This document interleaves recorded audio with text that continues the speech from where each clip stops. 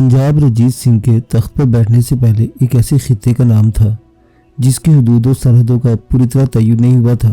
रंजीत सिंह के महाराजा बनने से पहले 92 साल का अरसा पंजाब में अफरा तफरी और इंतशार का ज़माना था। 18वीं सदी पंजाब के लिए मुश्किलात और नुकसानात की सदी बनी रही, जिसमें नादिर शाह का हमला, अहमद शाह अब्दाली के 9 हमले, मरहटों की यलगार और सिख गर्दी की लूट मार ने पंजाब के अवाम का जीना हराम कर रखा था। रही सही कसर इस सदी की 2 कहत सालियों ने पूरी कर दी। खेती बाड़ी बर्बाद हो गई और लोगों के कारोबार चौपट हो गए। वो काश्तकार और तजारत पेशा अफराद जो नकल मकानी कर सकते थे, वो पंजाब का इलाका छोड़कर मुल्क के दूसरे हिस्सों में चले गए। पंजाब को कुदरती आफात ने उजाड़ कर रख दिया था। ऊपर से वो और इसके अवाम बैरूनी हमलावरों के हाथों भी लुटते रहे। अगर एक दिन अहमद शाह अब्दाली मालिया वसूल करने के लिए धमकता तो दूसरे दिन लुटेरे सिखों की किसी मिस्र का सरदार राखी के नाम पर पैदावार का 5वां हिस्सा मांगने आ जाता। लाहौर के कई मुगल और तुर्क हाकिम भी लूट मार की वजह से बदनाम थे। 18वीं सदी के निस्फ आखिर तक पंजाब में मुसलसल लूट मार का बाजार गर्म रहा। सिखों की 12 मिसलों ने मुख्तलिफ इलाके आपस में बांट लिए, जिनमें 5 मिसलें ज़्यादा अहम गर्दानी जाती थी। भंगियों की मिसल लाहौर के इलाके अमृतसर और मगरबी पंजाब के बेशतर इलाकों पर काबिज हो गई। किहाऊ की मिसल के पास हिमालय की तराइयों का इलाका था। फुल्कियों की मिसल के पास पटियाला और सरहिंद के कुर्बजवार का इलाका। अहले वाले की मिसल रावी और ब्यास के दरमियानी इलाके पर काबिज थी, जबकि सकर चाकरिया की मिसल जो कम अज कम अहम मिसल थी, गुजरावाला और इसकी इर्द गिर्द की बस्तियों पर अपना कब्जा जमाए हुई थी। इन तमाम मिसलों के सरदार अलग अलग थे और जब भी कोई अहम मसला या दिफाई मामलात होते तो तमाम मिसलों के सरदार साल में 2 मरतबा इकट्ठे होकर इसे सुलझाते। इब्तदा में ये सरबत खालसा यानी कि कुल खालसा असम्बली मुनज़्ज़म अंदाज में काम करती रही, मगर कुछ ही सालों में ऐसा होने लगा कि मिसलों के सरदार मिलकर किसी गैर ज़रूरी मामलात पर बहस करते हुए आपस में झगड़ पड़ते और मामला हाथापाई तक जा पहुँचता, जिसे देखते हुए सरबत खालसा के इजलास होना बंद हो गए। गर्ज पंजाब में हर तरफ अफरा तफरी और नफसा नफसी का आलम था। जिस मकसद के लिए सिखों ने मिसलें कायम की थी वो पूरा ना हो सका, बल्कि इसकी जगह नाइत्तफाकी ने सिखों के इत्तेहाद को पारा पारा कर दिया। जब जस्सा सिंह अहलुवालिया अहमद शाह अब्दाली की फौजों से लड़ रहा था तो फुल्कियों ने अहमद शाह अब्दाली की इताअत कबूल कर ली और पटियाला के साहिब सिंह के राबते अब्दाली के पोते शाहजमान के साथ थे, जो कि शुमाली हिंदुस्तान पर दोबारा तसल्लुत कायम करने की मनसूबाबंदी कर रहा था। सन 1645 से 1661 तक गुजरावाला के एक सिख बुद्ध सिंह ने अपने गांव के नाम पर एक मिसल सकर चाकरिया बनाई और नादिर शाह के खिलाफ जंग लड़ी। इसके बाद इसके लड़के नूबे सिंह ने मिसल की सरदारी संभाली। नौ सिंह के 4 बेटे थे, जिनमें चौरा सिंह सबसे बड़ा था। नौ सिंह के मरने के बाद इस मिसल की कमान इसके हाथ में थी, जो कि राजा रंजीत सिंह का दादा था, जो सन 1771 में बंदूक साफ करते हुए अचानक गोली चलने से जख्मी होकर मर गया। इसके बाद रंजीत सिंह का बाप महान सिंह बरसरे इक़्तिदार आया। महान सिंह बड़ा दिलेर जवान था। इसने इस अफरा तफरी के दौर में अपने इर्द गिर्द के इलाकों पर कब्जा कर लिया। इसने कोटली लोहारा नामी कस्बे पर कब्जा करके तमाम लोहारों को नए तर्ज की बंदूकें बनाने की जिम्मेदारी सौंपी। एक तरफ इसने रोहतास के किले पर कब्जा किया तो दूसरी तरफ जम्मू फिर पटियाला पर अपना तसल्लुत कायम किया। रंजीत सिंह 1780 में पैदा हुआ। अभी इसकी उम्र 10 बरस थी जब इसके बाप का इंतकाल हो गया। इसकी वालिदा माई मलवाइन बड़ी दाना और मुदब्बिर औरत थी।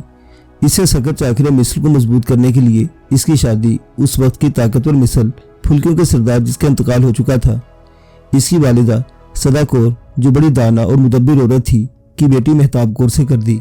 जिस बरस रंजीत सिंह के वालिद महान सिंह का इंतकाल हुआ, वो गुजरात में अपने वालिद के साथ साहिब सिंह भंगी के खिलाफ जंग में मसरूफ था, क्योंकि साहिब सिंह ने खराज देने से इनकार कर दिया था। महान सिंह मुहासरे के दौरान बीमार होकर जिंदगी से मायूस हुआ तो इसने अपने बेटे रंजीत सिंह की पेशानी पर जोफरान लगाकर इसे सकर चारिया बना दिया। सकर चाकरिया के मिसल का सरदार बनते इसने भंगियों के खिलाफ जंग करके इन्हें अपना मुती बनाने का फैसला किया। भंगी उस वक्त लाहौर, अमृतसर, गुजरात और शुमाली पंजाब के एक बड़े हिस्से पर काबिज थे। रंजीत सिंह ने इन्हें इबरतनाक शिकस्त से दोचार करके इनके ज़ेर-ए-निगह इलाकों को अपनी मुमलिकत में शामिल कर लिया। रंजीत सिंह बहादुर और निडर इंसान था। वो एक बार जिस बात का तहैया कर लेता, जब तक वो पूरी ना हो जाती चैन से नहीं बैठता था। वो 13 बरस का था जब वो अपने साथियों को लेकर शिकार के लिए जंगल में गया। एक मुकाम पर आकर वो अपने साथियों से बिछड़ गया। इसी असना में इस पर इसके पुराने दुश्मन हशमत खां नामी सरदार ने हमला कर दिया। हशमत खां अपनी सरदारी बचाने के लिए कई बार शिकस्त खा चुका था। अब वो इसे अकेला देखकर इस पर हमलावर हुआ ताकि अपनी हजीमत का बदला ले सके। اس نے جب حملہ کیا تو رنجیت سنگھ کا گھوڑا خوف کے مارے اپنی پچھلی ٹانگوں پر کھڑا ہو گیا، جس سے حشمت خاں کا وار خالی چلا گیا۔ رنجیت سنگھ نے فوراً تلوار نکالی اور ایک ہی وار میں حشمت خاں کا سر کاٹ ڈالا اور اسے اپنے نیزے کی نوک پر اٹھا کر واپس اپنے ساتھیوں میں آ گیا۔ رنجیت سنگھ کے بچپن سے متعلق بہت معلومات نہیں ملتی، لیکن سوہن لال سوری کے مطابق رنجیت سنگھ بچپن میں چیچک کی بیماری کا شکار ہوا تھا۔ شہزادی کی طبیعت خراب تھی۔ سر بلند خان کی قیادت میں 200 گھڑ سواروں کے ساتھ طبیب لالا حاکم رائے کو شہزادے کے علاج کے لیے بھیجا گیا۔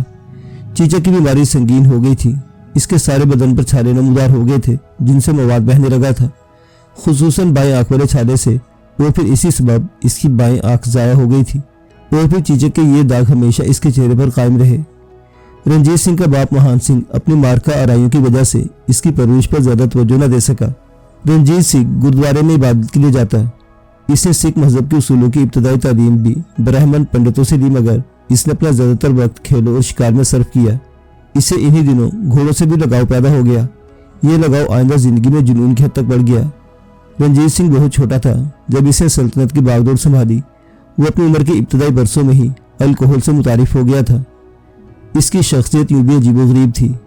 ایملی ایڈن اس کی شخصیت کا یوں پوری طرح احاطہ کرتی ہے۔ رنجیت سنگھ کا رنگ سیاہ تھا، چہرے پر چیچک کے داغ تھے اور وہ کانا تھا، بالکل ایک بوڑھے چوہے کی طرح، خاک کستری داڑھی والا اور ایک آنکھ والا۔ انگریز مورخ اسے عموماً ایار مشرقی کے نام سے یاد کرتے تھے۔ جب وہ برسر اقتدار آیا تو اس کی شخصی زندگی اس کے سیاسی کیریئر کی طرح رنگین بن کر رہ گئی تھی۔ گرچہ وہ ایک بدصورت انسان تھا، تاہم اپنے ارد گرد خوبصورت مردوں اور عورتوں کو دیکھنا پسند کرتا تھا۔ اس کا قد اور قامت معمولی تھی، لیکن وہ نہایت دلیر انسان تھا۔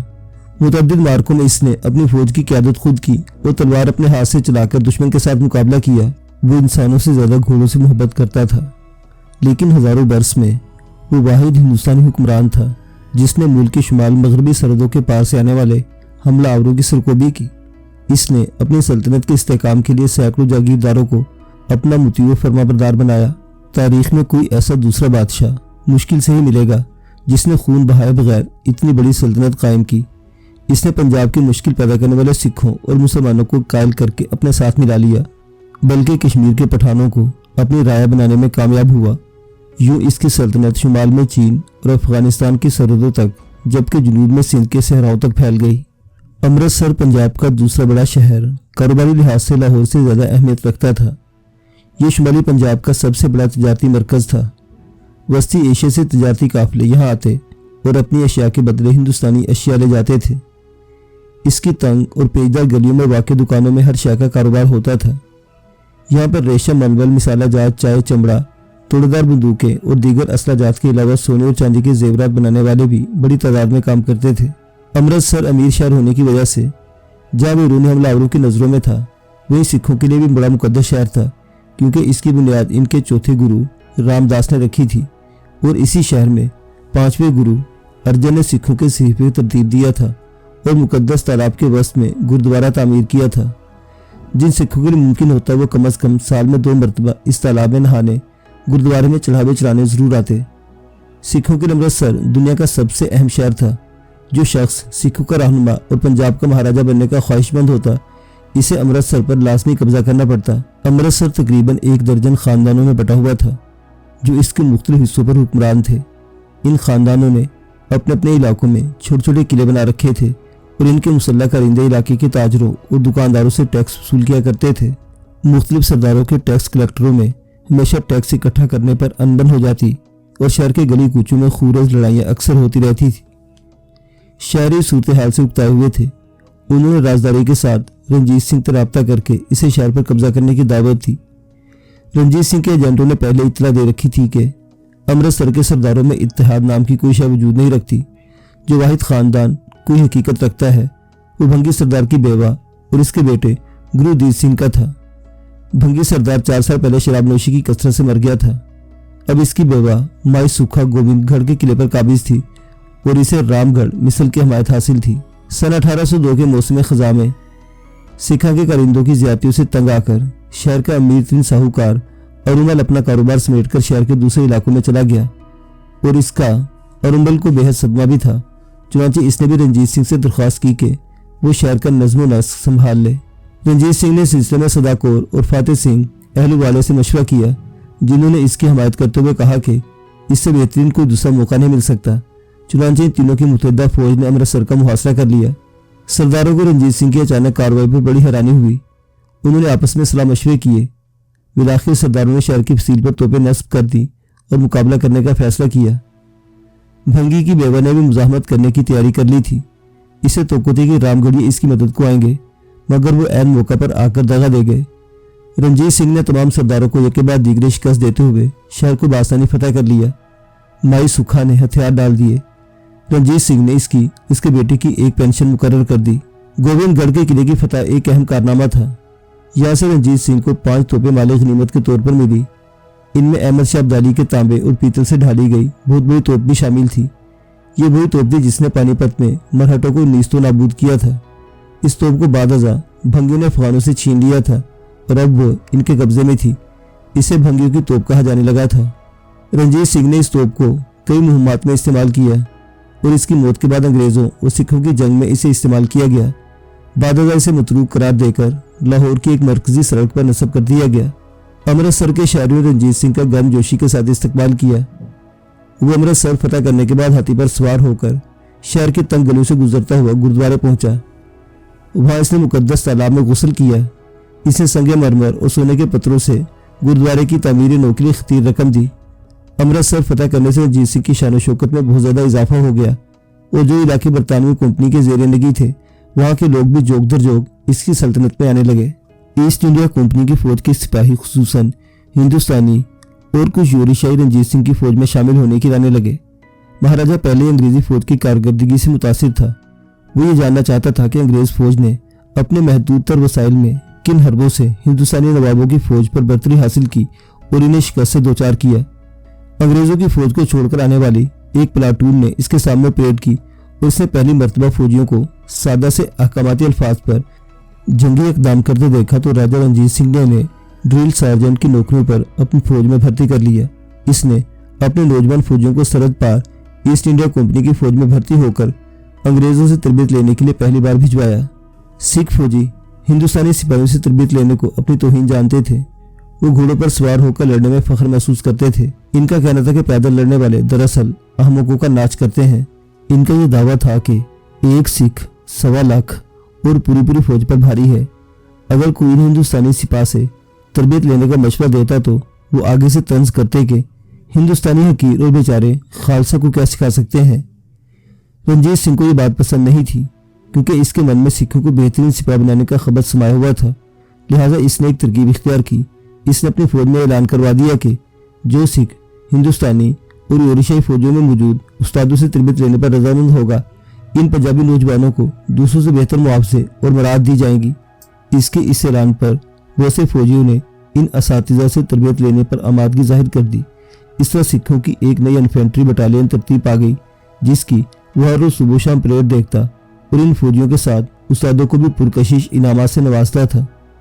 اس طرح 9 ماہ کی بھرپور تربیت کے بعد رنجیت سنگھ کی ایک نئی فوج تشکیل پا گئی جس نے پریڈوں اور 1803 کے موسم خزاں میں دسہرہ کی تقریب کے دوران جنگی مشقوں میں نمایاں حصہ لیا۔ اسی سال اس نے ملتان اور جھنگ کو دوبارہ اپنی سلطنت کا حصہ بنانے کے لیے ان پر چڑھائی کا سوچا۔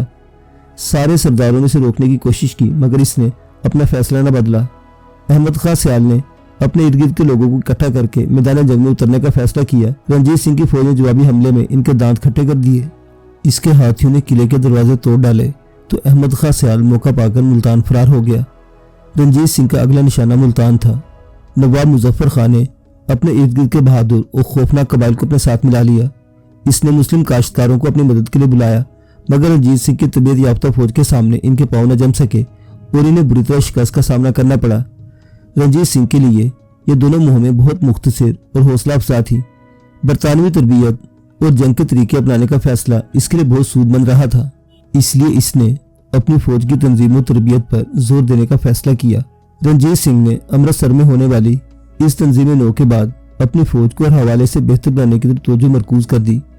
اسے کوئی جوان تربیت میں کمزور دکھائی دیتا یا اس کی یونیفارم درست نہ ہوتی تو وہ ذمہ دار افسروں کو سزا دیتا۔ وہ ایسے افسروں کی تنزلی کر دیتا اور ان پر بھاری جرمانے لگاتا، لیکن وہ عام طور پر اپنے جوانوں کی حوصلہ افزائی کرتا اور انہیں ڈرانے کے بجائے انعامات سے نوازتا تھا۔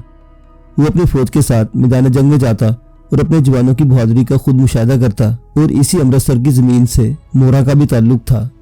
معزز سامعین حضرات، رنجیت سنگھ اور مورا کی یہ داستان ابھی جاری ہے۔ بقیہ واقعات اگلی قسط میں دیکھتے رہیے۔ History of kingdom. اللہ حافظ۔